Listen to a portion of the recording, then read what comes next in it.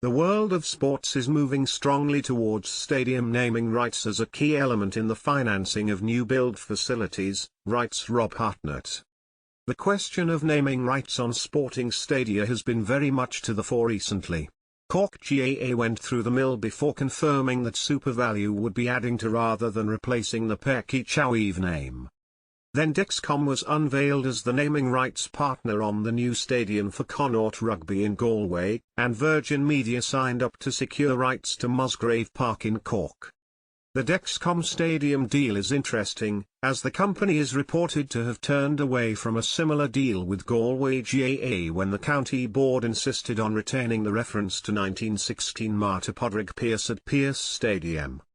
There was a febrile atmosphere around the Páirc Uí Chaoimh deal, with government ministers talking at one point about some sort of central control over naming rights in stadia that have received state funding. That was surely a kite being flown, and unlikely to become a reality.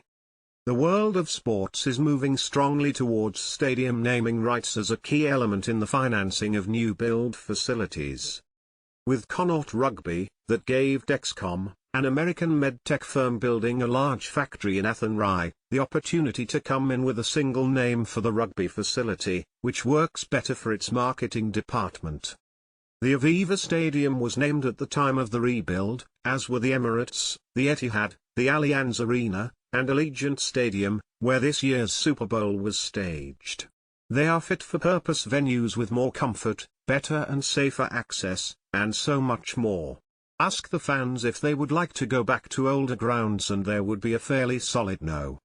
The park, as Páirc Uí Chaoimh has always been known locally, was redeveloped in 2017, not before time. Not going down the route of renaming the GAA pitch at the time of the makeover sowed the seeds of the challenges that Cork GAA and the stadium board faced with their supermarket partner this year.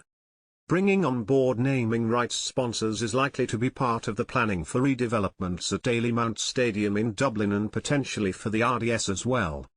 The challenge is more difficult when grounds are renamed while largely remaining the same, and fans and local communities are asked to change what they call them.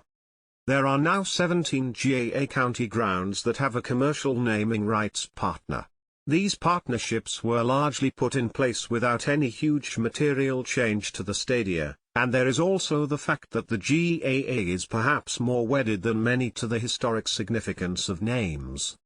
Sponsored GAA stadia include UPMC Nolan Park in Kilkenny, the Twos Gaelic Grounds in Limerick, and FBD Semple Stadium in Thurles. Sponsorship, like much in business, can be a cutthroat world, and there will always be an alternative channel for marketing spend.